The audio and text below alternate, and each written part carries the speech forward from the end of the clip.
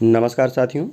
और अनुकंपा नियुक्ति के संबंध में अक्सर कुछ प्रश्न पूछे जाते हैं। कुछ साथियों द्वारा प्रश्न पूछे जाते हैं कि अनुकंपा नियुक्ति में क्या शर्तें हैं, क्या जानकारियां हैं, किसको प्राप्त हो सकती है।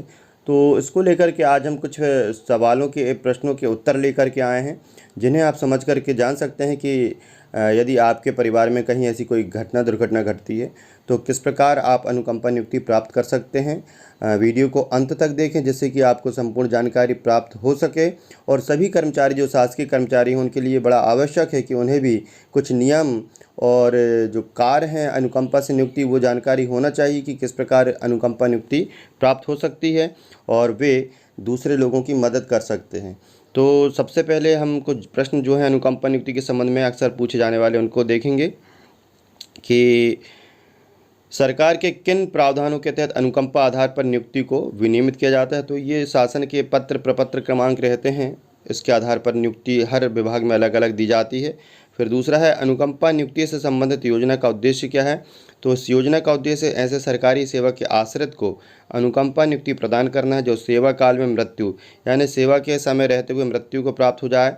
और यह कुछ विभागों में ऐसा होता है कि 55 वर्ष की आयु जो होती है पूर्ववर्ती समूह घ कर्मचारियों के लिए 57 वर्ष तक के प्राप्त करने से पहले चिकित्सा आधार पर सेवानिवृत्त होने के परिणाम स्वरूप।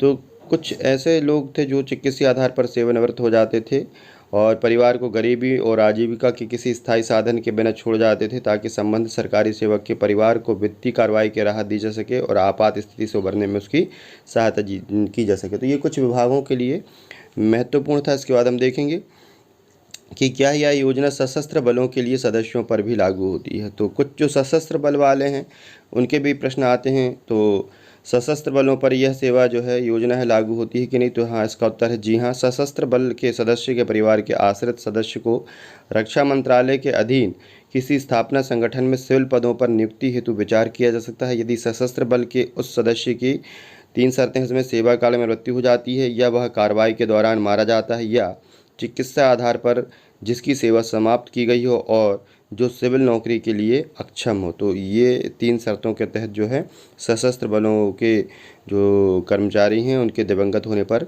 अनुकंपा नियुक्ति की पात्रता होती है। फिर अगला प्रश्न हम देखते हैं कि क्या आत्महत्या करने वाले सरकारी कर्मचारी के आश्रितों पर अनुकंपा नियुक्ति हेतु विचार किया जा सकता है। तो जी हाँ, यदि परिवार अनुकंपा नियुक्ति हेतु विचार करने से संबंधित मानदंडों को पूरा करता है तो इसमें भी पात्रता होती है। इसके लिए जो है क्रम संख्या 29 देखेंगे। फिर अनुकंपा आधार पर नियुक्ति हेतु आयु सीमा के बारे में यहाँ पर जो जानकारी है, अनुकंपा नियुक्ति के लिए ऊपरी और निचली आयु सीमा क्या है। तो आयु सीमा उस पद के भर्ती नियमों के आधार पर होगी जिस पर अनुकंपा नियुक्ति की जानी प्रस्तावित है। तो यहाँ पर यह महत्वपूर्ण बात है कि आयु सीमा उस पद के लिए देखी जाएगी जिस पद के लिए आप अप्लाई कर रहे हैं या जिस पद पर भर्ती हो रही। तो आयु सीमा उस पद के भर्ती नियमों के आधार पर होगी जिस पर अनुकंपा नियुक्ति की जानी है। वैसे तो इसकी जो आयु है वो 22 वर्ष है, फिर भी कुछ विभागों में कुछ जो नियम हैं उसके अंतर्गत कुछ जगहों पर 18 वर्ष भी या न्यायालय के द्वारा 18 वर्ष में भी अनुकंपा नियुक्ति प्राप्त हुई है। इसके बाद हम देखेंगे कि छठवां प्रश्न है, क्या अनुकंपा आधार पर नियुक्ति करते समय किसी पद के लिए निर्धारित ऊपरी आयु सीमा में छूट दी जा सकती है। तो यदि ऊपरी आयु सीमा है जो कि जैसे कुछ जगहों पे 40 और 45 वर्ष होती है, तो यहाँ पर ये प्रश्न है कि अनुकंपा आधार पर नियुक्ति करते समय किसी पद के लिए निर्धारित ऊपरी आयु सीमा में छूट दी जा सकती है। तो ये भी जी हाँ, जहाँ भी आवश्यक पाया जाता है ऊपरी आयु सीमा में छूट दी जा सकती है। प्रश्न 7वां है, क्या अनुकंपा आधार पर नियुक्ति करते समय किसी पद के लिए निर्धारित निचली आयु सीमा में छूट दी जा सकती है। महत्वपूर्ण प्रश्न है कि कुछ जो 18 वर्ष के बच्चे होते हैं और उनके भी प्रश्न आते हैं कि 18 वर्ष से कम 18 वर्ष तक यदि हो गई है उनकी आयु तो क्या नौकरी मिलेगी। तो अनुकंपा आधार पर नियुक्ति करते समय किसी पद के लिए निर्धारित निचली आयु सीमा में छूट दी सकती है। तो जी नहीं, इसका उत्तर है जी नहीं। निचली आयु सीमा में 18 वर्ष से नीचे छूट नहीं दी सकती, यानी जो 18 वर्ष है यानी बालिग होने की आयु है उसके नीचे यह छूट नहीं प्राप्त होगी क्योंकि वो बाल श्रम कानून के तहत आ जाता है। इसलिए इसका बाद हम प्रश्न देखेंगे 8वां, अनुकंपा आधार पर नियुक्ति करते समय आयु संबंधी पात्रता के निर्धारण हेतु निर्णायक तारीख क्या है।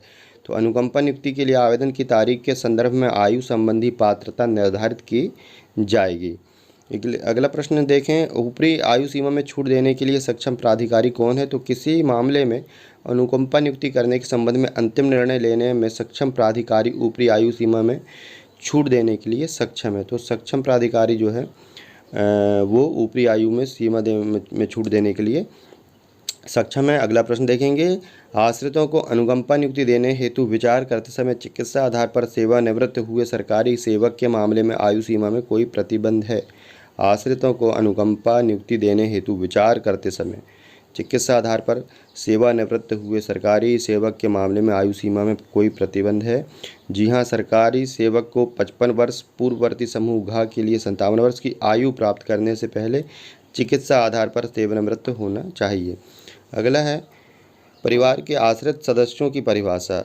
अनुकंपा आधार पर नियुक्ति के लिए परिवार के आश्रित सदस्यों के रूप में किन पर विचार किया जाएगा? अनुकंपा आधार पर नियुक्ति के लिए परिवार के आश्रित सदस्यों के रूप में किन पर विचार किया जाएगा? तो परिवार का आश्रित सदस्य जो है सबसे पहला है जीवन साथी, जीवन संगिनी, या दूसरा पुत्र जिसमें दत्तक पुत्र भी शामिल है, या पुत्री जिसमें दत्तक पुत्री भी शामिल है, या अविवाहित सरकारी सेवक के मामले में भाई बहन, या जो अगला है क्रम संख्या में 3 में दी गई परिभाषा के अनुसार सशस्त्र बलों का सदस्य जो मृत्यु या चिकित्सा आधार पर सेवानिवृत्ति के समय सरकारी सेवक सशस्त्र बल के सदस्य जैसा भी मामला हो पर पूर्ण रूप से आश्रित था। अगला जो है कि क्या विवाहित पुत्री के मामले में अनुकंपा नियुक्ति हेतु विचार किया जा सकता है? जी हाँ, लेकिन निम्नलिखित शर्तों के अधीन कि वह मृत्यु या चिकित्सा आधार पर सेवानिवृत्ति के समय सरकारी सेवक पर पूर्ण रूप से आश्रित थी, दूसरा उसको परिवार के अन्य आश्रित सदस्यों का भरण पोषण करना है। तो इस मामले में विवाहित पुत्री के भी जो है अनुकंपा नियुक्ति पर विचार किया जा सकेगा। अगला है, क्या विवाहित पुत्र के मामले में अनुकंपा नियुक्ति हेतु विचार किया जा सकता है? तो जी नहीं, विवाहित पुत्र को सरकारी सेवक का आश्रित नहीं माना जा सकता। क्या विवाहित पुत्र के मामले में अनुकंपा नियुक्ति हेतु विचार किया जा सकता है?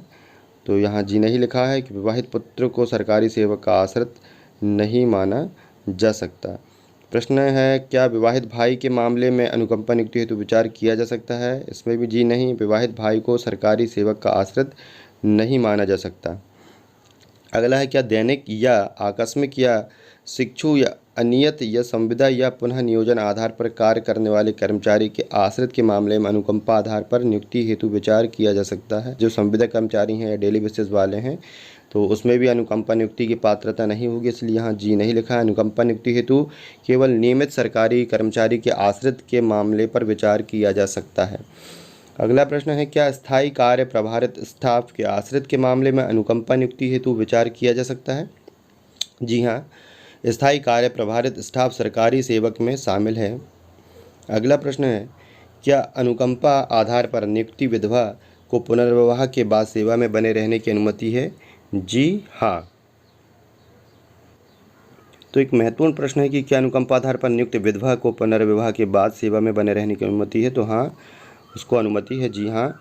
अगला प्रश्न है, क्या परिवार में एक कमाने वाले सदस्य के होते हुए भी दिवंगत सरकारी कर्मचारी के आश्रित के अनुकंपा आधार पर नियुक्ति हेतु विचार किया जा सकता है? यानी परिवार में जैसे 2 भाई 3 भाई हैं और एक उसमें कमा रहा है और सरकारी कर्मचारी के आश्रित के अनुकंपा आधार पर नियुक्ति हेतु विचार किया जा सकता है। तो जी हाँ, उचित मामलों में यहाँ तक कि जब परिवार में पहले से कोई कमाने वाला सदस्य हो, आश्रित परिवार के सदस्य की अनुकंपा आधार पर नियुक्ति हेतु संबंधित विभाग मंत्रालय के सचिव के पूर्व अनुमोदन के साथ विचार किया जा सकता है, जो ऐसी नियुक्ति के अनुमोदन से पूर्व स्वयं इस बात से संतुष्ट होगा कि अनुकंपा आधार पर नियुक्ति प्रदान करना सरकारी सेवक के आश्रितों की संख्या, परिसंपत्तियों तथा उसके द्वारा छोड़ी गई देयताओं, कमाने वाले सदस्य की आय और उसकी देयताओं तथा इस तथ्य सहित कि कमाने वाला सदस्य सरकारी सेवक के परिवार के साथ रह रहा है और क्या उसे परिवार के अन्य सदस्यों की सहायता नहीं करनी चाहिए के संबंध में न्याय संगत है। तो यहाँ पर यह है कि यदि 2 या 3 भाई हैं